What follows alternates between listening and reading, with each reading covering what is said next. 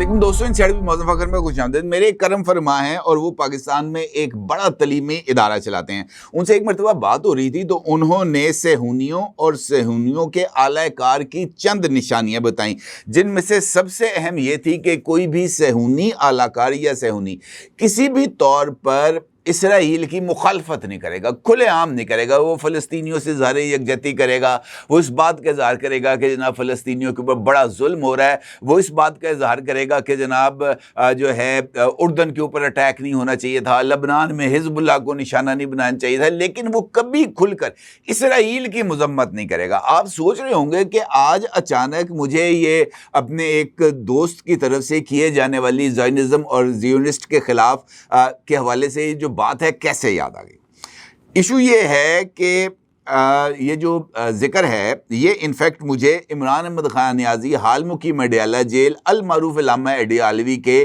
Social media पर जारी किए जाने वाले एक पैगाम से याद आई। अमूमी तौर पर इमरान खान के हवाले से मैं कभी इस तरह की बात नहीं करता कि वो वतन दुश्मन है, मुहब्बे वतन नहीं है, वगैरह वगैरह, कभी इस तरह की बात नहीं की। लेकिन हालिया दिनों में मुख्तलिफ मौके पर चूँकि एक जंग की कैफियत है, इसराइल ने हमारे एक ब्रदर इस्लामी मुल्क के ऊपर हमला किया है और पाकिस्तान समेत दुनिया भर के जो मुसलमान हैं वो इसराइली जारहियत की मजम्मत कर रहे हैं। हत्ता कि ईरान के वो तमाम मुखालिफ मुस्लिम मुल्क जिनसे ईरान ने मुख्तलिफ औकात में कशीदगी को भी बढ़ाया था, वो भी अपनी कशीदगी को पसे पुश्त डालकर इस मौके पर अपनी हमायत का ईरान को यकीन दिला रहे हैं। नहीं यकीन दिला रहा, किसी की ज़ुबान से अगर कोई लफ्ज़ नहीं निकल रहा तो वो इमरान अहमद खान नियाज़ी हाल मुकीम अडयाला जेल अल मारूफ इलामा अडयालवी है। ये जो ताज़ा तरीन बयान था जिसके बारे में पाकिस्तान तहरीक इंसाफ का ये कहना था कि चूँकि इमरान खान के साथ मुलाकात नहीं हो पा रही थी, इमरान खान की तरफ से कोई सोशल मीडिया पैगाम जारी नहीं किया जा रहा। कल इमरान खान की बहनों ने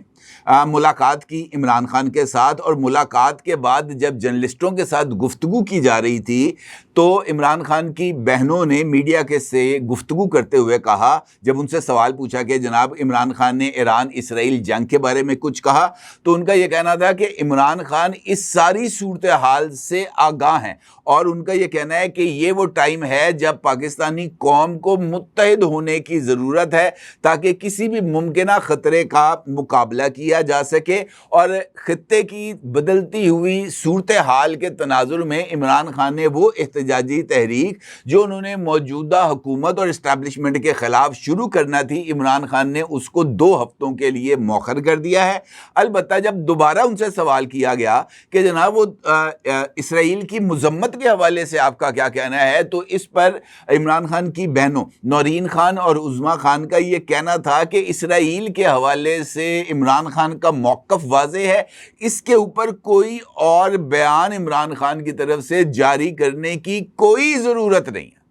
बाकी लोग पागल हैं, पूरी मुसलमान दुनिया का चाहे वो किसी खित्ते पर मौजूद हो, इसराइल के हवाले से सबका मौक़िफ़ एक जैसा है कि वो एक घटिया और गलीज़ किस्म की कौम है और एक गलीज़ किस्म का मुल्क है। वो अपने जो ताकत है उसका इजहार मुसलमानों पर जुल्म सितम तोड़ के कर रहा है और तमाम मुसलमानों का इसी हवाले से यही एक नुक्ता नज़र है जो हमेशा सबके सामने है। इमरान खान ने अगर इस मौक़िफ़ पर इसराइल की मजम्मत कर देता तो क्या हो जाता? यकीनी तौर पर वो तमाम डॉलर्स जो अमेरिका में मौजूद ज़ायनिस्ट जो हैं वो पीटीआई को दे रहे हैं, जिनकी बुनियाद पर पीटीआई कभी जनरल आसिम मुनीर के ख़िलाफ़ मुज़ाहरा करती है, कभी वज़ीर आज़म के ख़िलाफ़ मुज़ाहरा करती है, कभी लाखों डॉलर्स देकर अमेरिका में लॉबिंग फर्म्स को हायर किया जाता है पाकिस्तान के कमज़ोर करने के लिए, कभी इंडियन एजेंडे को आगे बढ़ाया जाता है और कभी सेहूनी एजेंडे को आगे बढ़ाया जाता है। ये वो तमाम पैसे हैं जो फंडिंग है वो वसूल की जाती है। फिर इमरान खान का ट्वीट आ जाता है सामने सोशल मीडिया पर, और पूरा अगर आप इमरान खान का पैगाम जिसका अक्सर आप इस वक्त अपनी स्क्रीन पर भी देख सकते हैं, आप इसका बगौर जायज़ा लें, किसी एक जगह पर کسی ایک لفظ میں بھی اسرائیل کی مذمت نہیں کی، کسی ایک جگہ پر۔ اس بات کا اظہار کیا گیا ہے کہ جناب مجھے 2 ہفتے کے لیے جناب قید تنہائی میں ڈالا گیا، میری ملاقات نہیں کرائی گئی، جناب میرے ساتھ کوئی اچھا سلوک نہیں کیا جا رہا۔ اس بات کا اظہار کیا گیا کہ جناب عدالتیں آزاد نہیں ہیں۔ اس بات کا اظہار کیا گیا کہ قوم کو متحد ہونے کی ضرورت ہے۔ اس بات کا اظہار کیا گیا کہ 2 ہفتے کے لیے تحریک کو مؤخر کیا جا رہا ہے۔ نہیں ذکر کیا گیا پورے ٹویٹ کے اندر، ایک بات کا ذکر نہیں کیا گیا کہ ایران پر اسرائیل کی جارحیت کی میں مذمت کرتا ہوں، محض اس ایک لفظ کے علاوہ باقی تمام چیزوں کو کیا گیا۔ اب اس ساری صورتحال کا کیا مطلب ہے؟ میرے نزدیک اگر آپ غور کریں تو جب سے عمران خان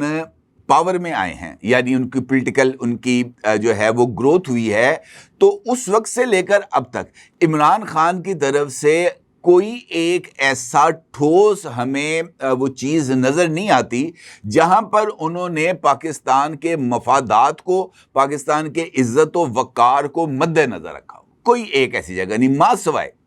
صرف ایک چیز کے کہ انہوں نے حصول اقتدار کے لیے فوج کے بوٹ چاٹنے کے علاوہ اور کوئی کام نہیں کیا، اور وہ اس کام پر آج بھی تیار ہیں۔ آج بھی اگر فوجی بوٹ آگے آ جائے تو وہ جناب زبان سے اس کو ایسا چمکائیں گے کہ چیری بلاسم پیچھے رہ جائے گا۔ لیکن جناب اب کیا کیا جائے کہ اس طرح کے لیڈر نے ذکر کیا خیبر پختونخوا کے بجٹ کا، اور کہا گیا کہ خیبر پختونخوا کا بجٹ پیش کر دیا گیا لیکن منظور میری منظوری کے بعد کیا جائے گا، اور کہا گیا کہ جناب علی امین گنڈا پور آئے، مزمل اسلم آئے، عمر ایوب آئے، شبلی فراز آئے، اور یہ آ کر مجھے بریفنگ دیں گے، اس کے بعد ہم بجٹ کو منظور کرائیں گے۔ آپ اندازہ لگائیں کہ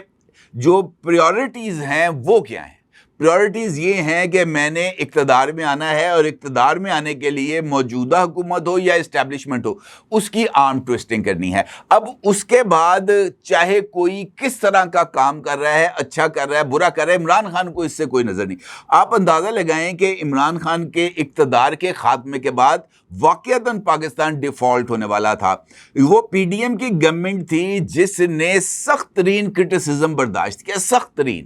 پیٹرول کی قیمتوں میں اضافے کی صورت میں، بجلی کی پرائسز میں اضافے کی صورت میں، ہر ایک چیز کا کرٹیسزم بھی برداشت کیا اور اس کا پولیٹیکل پرائس بھی ادا کی۔ آج الحمدللہ پاکستان ہمیں اپنے پیروں پر کھڑا ہوتا ہوا نظر آ رہا ہے۔ تمام ریٹنگ ایجنسیز پاکستان کی اکنامک گروتھ کی تعریف کر رہی ہیں، لیکن اگر کسی جگہ پر اس اکنامک گروتھ کے راستے میں رکاوٹ کریٹ کی جائے گی تو وہ پاکستان تحریک انصاف ہے۔ موجودہ موقع پر احتجاج کرنے کا اس کے علاوہ اور کیا مقصد ہو سکتا ہے کہ پاکستان ایک مرتبہ پھر اکنامکلی اپنے قدموں پر کھڑا ہو رہا ہے، اور یہ صورتحال عمران خان صاحب کو کسی بھی صورت گوارا نہیں۔ لہٰذا جناب ایک نئے انداز سے اس سچویشن کو کریٹ کیا گیا کہ جناب حالات خراب ہو جائیں۔ ہم وفاقی بجٹ، اسی پلیٹ فارم سے میں نے وفاقی بجٹ پر کس حد تک تنقید کی، کیونکہ وہ پہلا بجٹ ہے جس کے اندر مزدور کی تنخواہ میں اضافہ نہیں کیا گیا، پہلا بجٹ تھا جس کے اندر منیمم ویجز کا تعین نہیں کیا گیا،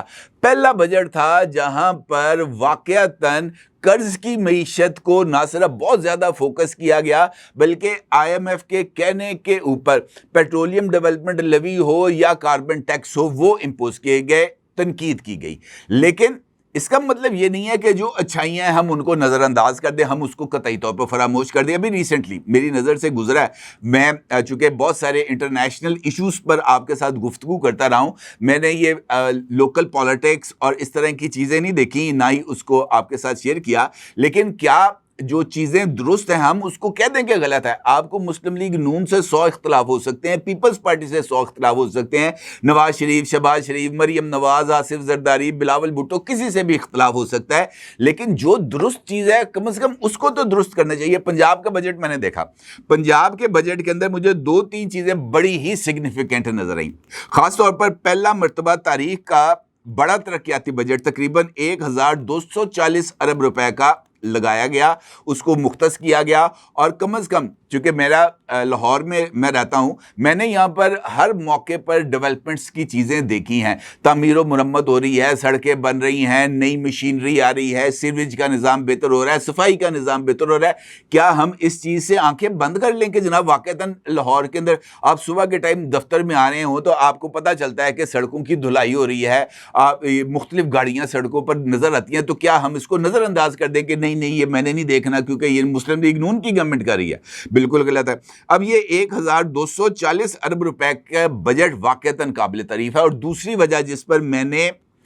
یہ نقطے کو اٹھایا کہ جس طریقے سے وفاق میں مزدور کی کم از کم اجرت کو نظر انداز کیا گیا، پنجاب میں مزدور کی کم از کم اجرت کو 40,000 روپے کیا گیا، جو کہ میرے نزدیک ایک بہت ہی زیادہ امپورٹنٹ اقدام ہے، اور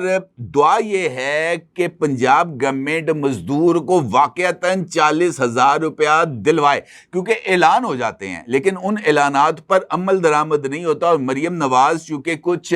پریسیڈنٹس کو سیٹ کرنا چاہتی ہیں، مجھے ایسے لگتا ہے وہ اپنی لیگیسی کو شاید بنانا چاہتی ہیں اپنی پرفارمنس کی بنیاد کے اوپر، وہ پالیٹکس کے اندر اپنا ایک نئی منزل اور نئے مقام کا تعین کرنا چاہتی ہیں، تو اس کے لیے ضروری ہے کہ محض اعلانات نہیں ہونے چاہیے۔ اگر مزدور کی تنخواہ کا تعین کیا گیا ہے 40,000 روپیہ، تو پھر یہ 40,000 روپیہ ان تک پہنچنا بھی چاہیے۔ اسی طریقے سے گزشتہ مالی سال کے مقابلے میں اس مرتبہ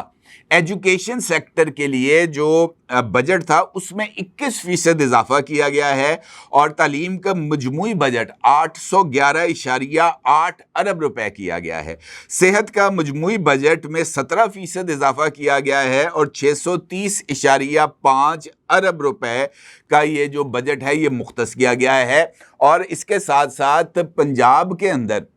جہاں پر مختلف انہوں نے یہ جو انسٹیٹیوٹ آف کارڈیالوجی خاص طور پر سرگودا کے اندر، تو میرا خیال ہے شاید اس کا افتتاح ہونے جا رہا ہے، لاہور کے اندر کینسر ریسرچ انسٹیٹیوٹ بنایا جا رہا ہے، تو اس کے ساتھ ساتھ میری طرف سے یہ ایک تجویز یہ بھی ہے کہ لاہور میں محض ایک انسٹیٹیوٹ آف کارڈیالوجی ہے جو کہ ادھر جیل روڈ پر ہے۔ لاہور اب اتنا بڑا ہو چکا ہے کہ رائیونڈ روڈ سے اگر کسی بندے کو خدا نہ خواستہ دل کی تکلیف ہو تو اس کے لیے جو پہلا سرکاری ہاسپٹل آئے گا وہ جناح ہاسپٹل آئے گا، اور جناح ہاسپٹل والے بھی عمومی طور پر پیشنٹ کو PIC منتقل کر دیتے ہیں۔ کیا یہ ممکن نہیں کہ لاہور جیسے بڑے شہر، پنڈی جیسے، گجرانوالہ جیسے ان تمام شہروں کے اندر مزید انسٹیٹیوٹ آف کارڈیالوجیز کھلے جائیں؟ کم از کم لاہور کے اندر 4 نئے انسٹیٹیوٹ آف کارڈیالوجی ہونے چاہیے، ایک شادارہ میں ہونا چاہیے، ایک گجو متا کے قریب، تاکہ قصور اور فیروز پور روڈ والے جو لوگ ہیں وہ گجو متا کے قریب انسٹیٹیوٹ آف کارڈیالوجی پر جا سکے۔ رائیونڈ روڈ کے اوپر ایک یا ٹھوکر کے قریب ایک انسٹیٹیوٹ آف کارڈیالوجی ہونا چاہیے، تاکہ لوگوں کو ان کے ڈور سٹیپس کے اوپر، اور ہارٹ کے مریض آج کل بہت زیادہ ہیں اور ان کی وجہ سے دل کے امراض زیادہ ہونے کی وجہ سے انسٹیٹیوٹ آف کارڈیالوجی کے اوپر جو بوجھ ہے وہ بہت ہی زیادہ ہو چکا ہے، آپ کو وہاں پر جگہ بھی نہیں ملتی، اور دل کے مریض جو کہ شدید ترین کنڈیشن کے اندر، سخت ترین حالات کے اندر وہاں پر آتے ہیں، تو کوئی بندہ ویل چیئر پہ بیٹھا ہوتا ہے، کوئی فرش پہ لیٹا ہوتا ہے، اس طرح کی ایمرجنسی کی سچویشن ہے، تو اس کو بہتر ہونا چاہیے۔ اس کے ساتھ ساتھ زراعت، life stock, irrigation and water کا مجموعی بجٹ 123 ارب روپے رکھا گیا ہے، اور سب سے امپورٹنٹ چیز میرے نزدیک، آپ کو پتہ ہے کہ اس وقت موسمیاتی تبدیلیوں کا ہم سب سے زیادہ شکار ہیں۔ پنجاب کے اندر اس وقت شدید ترین ہیٹ ویو ہے، جہاں پر سرگودا جیسے شہر پہ جو ٹیمپریچر ہے وہ 49 ڈگری سینٹی گریڈ چلا گیا، اور اس کی وجہ یہ ہے کہ یہ جو گلوبل وارمنگ ہے اس کے سب سے زیادہ اثرات اسی خطے پر آ رہے ہیں۔ تو بہتر یہ ہے کہ اس گلوبل وارمنگ سے بچنے کے لیے، اس کلائمیٹ چینج کے نقصانات سے بچنے کے لیے اس شعبے پر توجہ دی جائے، اور اس کے لیے یہاں پر بڑی ہی میسو انویسٹمنٹ کی جا رہی ہے، اور ماحولیات اور موسمی تبدیلیوں سے بچاؤ کے لیے 795.23 ارب روپے کا کلائمیٹ بجٹ، جو کہ مجموعی ترقیاتی بجٹ کا 64% بنتا ہے، وہ مختص کیا گیا ہے، اور اس کے تحت مختلف عوامی آگاہی، فارسٹ بنانے، پلانٹیشن کے لیے، شجرکاری کی مہموں کے لیے اچھے خاصے فنڈز کو رکھا گیا ہے، ریسرچ اینڈ ڈیولپمنٹ کے کس طریقے سے یہ جو گلوبل وارمنگ ہے اس کے اوپر قابو پایا جا سکتا ہے۔ تو یہ اچھی چیزیں ہیں، ان کے اوپر ہمیں توجہ دینی چاہیے۔ یہ جو بے وسیلہ لوگ ہیں، ان کی بچیوں کی شادی، ایک غریب آدمی کے لیے اس کی بچی کی شادی ایک بہت بڑا امتحان ہوتا ہے۔ یہ جو انہوں نے محض اس مقصد کے لیے 5,000 بچیوں کی باعزت رخصتی کے لیے 1.7 ارب روپے اس مالی سال کے لیے مختص کیے ہیں، تو یہ اچھے سٹیپس ہیں جن کی تعریف کی جانی چاہیے۔ البتہ جہاں پر دیگر ایشوز ہیں ان کو بھی ایڈریس کیا جانا چاہیے۔ اب coming back to the point کہ آپ کو موجودہ صورتحال میں ہمیں خاص طور پر سیاست کے اندر